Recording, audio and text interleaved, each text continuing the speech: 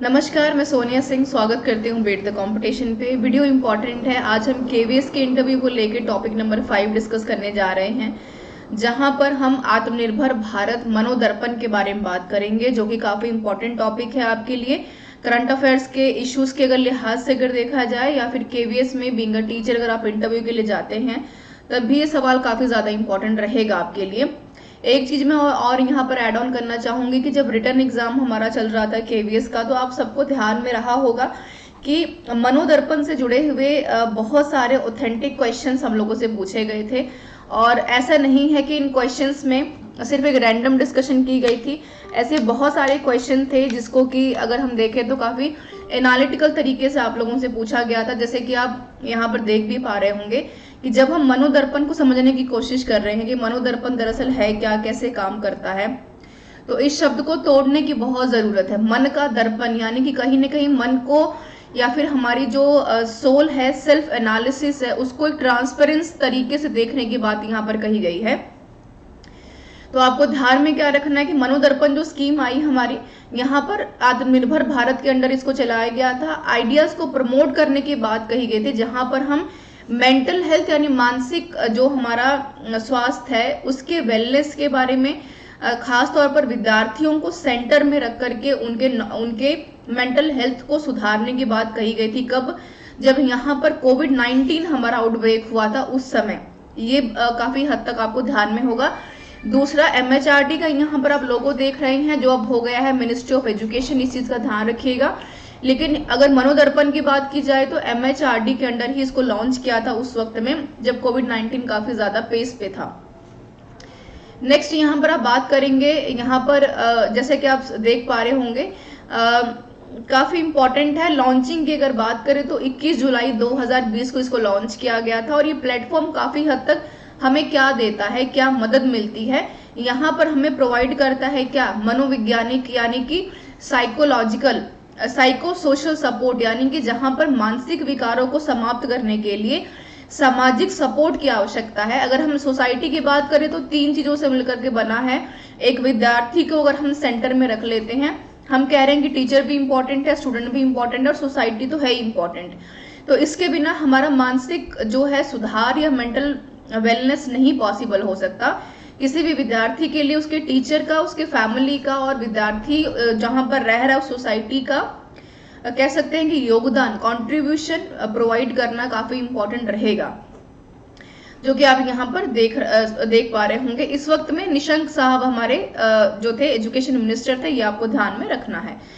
अगर मैं यहाँ पर बात करूँ कि ऑब्जेक्टिव्स क्या है, ये आपको बहुत इंपॉर्टेंटली पता होना चाहिए। हिंदी इंग्लिश दोनों में यहाँ पर मेंशन है, आप देख पा रहे होंगे। पीडीएफ बिल्कुल आपको बीट द कंपटीशन के टेलीग्राम चैनल पर मिल जाएगी।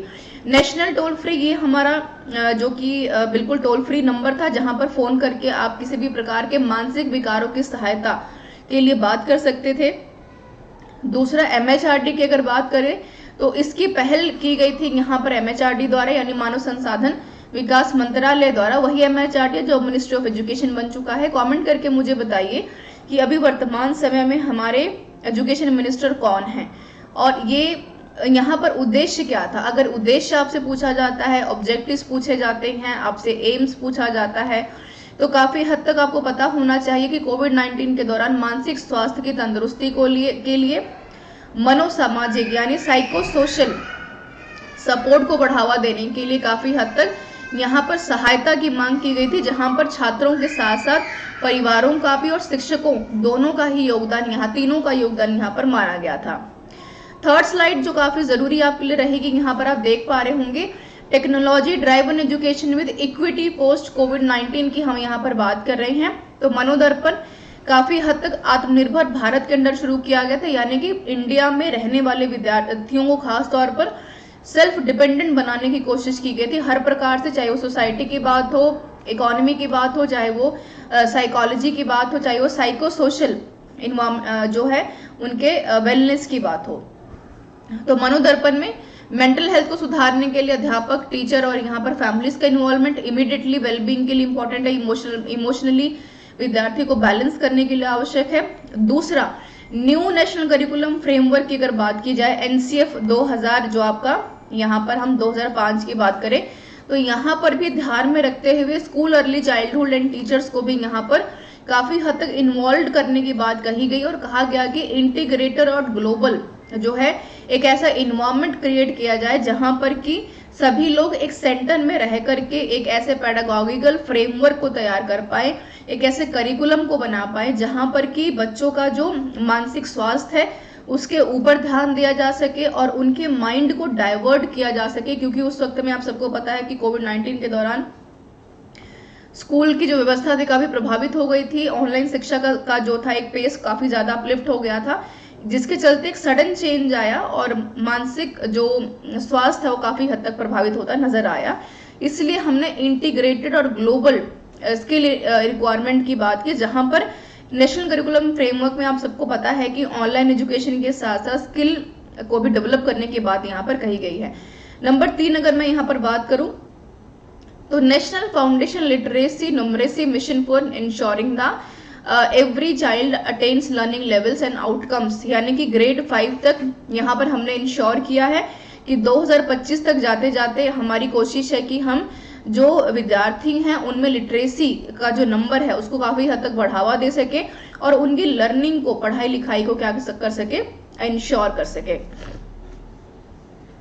अगर मैं इसको पूरी की पूरी वीडियो को अगर समरी की तरफ तौर पे अगर देखना चाहूं तो 2-3 महत्वपूर्ण बातें आपको ध्यान में रखनी है। पहला ये कि यहाँ पर जो है MHRD के अंडर इसको लागू किया गया था, वही MHRD जिसको मिनिस्टर ऑफ एजुकेशन कहा गया। उस वक्त में MHRD के जो मिनिस्टर ऑफ एजुकेशन निशंक साहब थे, जो आपको ध्यान में होना चाहिए। 21 जुलाई 2022 के आसपास, बिल्कुल हाँ 2020 के आसपास, माफ कीजिएगा, 21 जुलाई 2020 में इसको लागू किया गया था।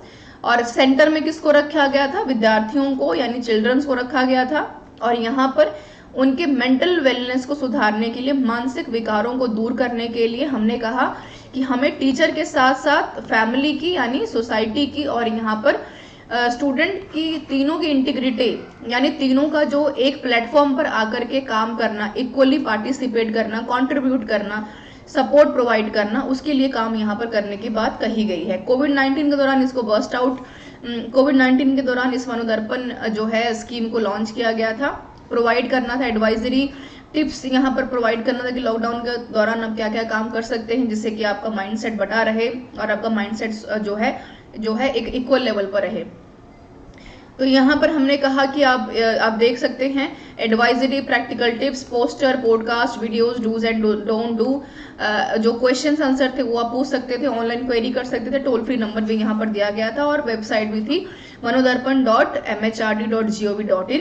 और साथ में जो आपको ध्यान में रखना है कि हमने ये भी कहा है कि NCF को भी जोड़ने की बात मनोदर्पण के साथ कहीं ना कहीं कही गई थी, जहां पर हमने कहा कि इंटीग्रेटेड और ग्लोबल स्किल रिक्वायरमेंट की नीड रहेगी, क्योंकि हमने कहा कि ऑनलाइन एजुकेशन का जो पेस था, जो उसका अपलिफ्टमेंट था, बहुत तेजी से आगे बढ़ता नजर आया था, जो चीजें आपको ध्यान में रखनी है। तो इतना काफी है मनोदर्पण के बारे में आपको जानना, जो कि आपके लिए काफी इंपॉर्टेंट है। आप देख भी पा रहे होंगे कि मनोदर्पण स्टार्ट किया था सिर्फ MHRD के सहयोग से ही नहीं, डिजिटल इंडिया 1, यहाँ पर ministry of education number 2, number 3 यहाँ पर हमारे पास एजुकेशन एंड इन्वायरमेंटल टेक्नोलॉजी का भी, इंफॉर्मेशन टेक्नोलॉजी का भी, यानी ICT का भी योगदान काफी हद तक देखने को मिला था।